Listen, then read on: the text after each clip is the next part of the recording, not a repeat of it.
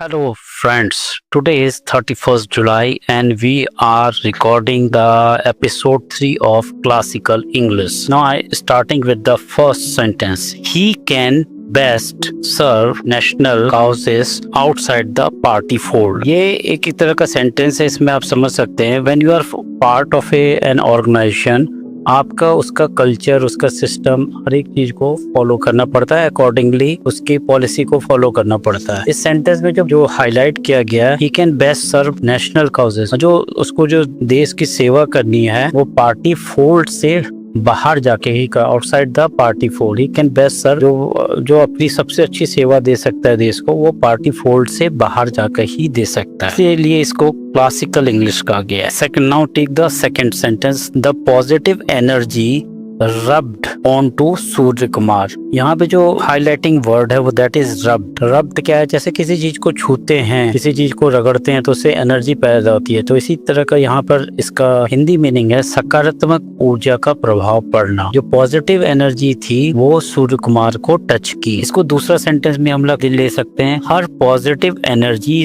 Rubbed on everyone in the team. एक जो leader होता है उसका जो एनर्जी लेवल होता है वो क्या है, पूरी टीम में फैल जाता है। तो इसमें रब्ड ऑफ यही बोला है, पूरे टीम में जो उसकी एनर्जी थी वो स्प्रेड कर गई। Now we taking the third sentence. Kotak said that templates is likely to continue. The highlighting word है टेम्पलेट, मतलब जो ढांचा, स्ट्रक्चर जो है वो सेम रहेगा। Kotak said that template is likely to, Kotak ने कहा कि जो ढांचा है अभी वो कंटिन्यू रहेगा। The star whom he dubbed the greatest actor in Hindi cinema. Now this is the fourth.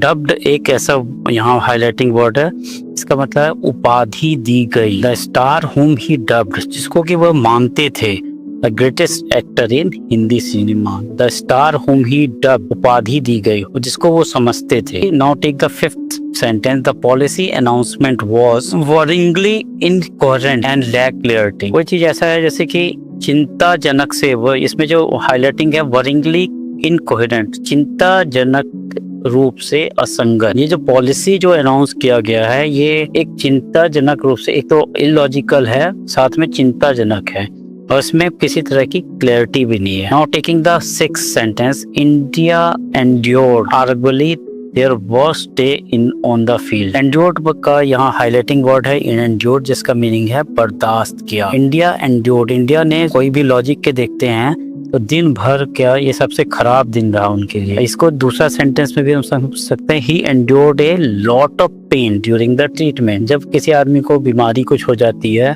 उसका ट्रीटमेंट होता है, उसमें उसको बहुत दर्द बर्दाश्त करना पड़ता है, तो उसने he endured a lot of pain during the treatment, उसने बहुत बर्दाश्त किया during the treatment. As things stand, India will take heart from the 2 wicket late on the day. यहाँ पर क्या है जो हाईलाइटिंग वर्ड है that is will take heart, हौसला पाएंगे, इससे हौसला पाएंगे। एज थिंग्स स्टैंड, जैसे जैसे चीजें बढ़ेंगी, इंडिया अब जो है ये लास्ट जो 2 विकेट है इससे अपना हौसला पाएंगे। इसको और एक दूसरे सेंटेंस से समझने की कोशिश करते हैं। Farmers will take heart from the government new scheme. जो किसान हैं वो सरकार द्वारा जो घोषित की गई नई योजना है उससे प्रेरणा लेंगे या उनका हौसला बढ़े। Thank you very much.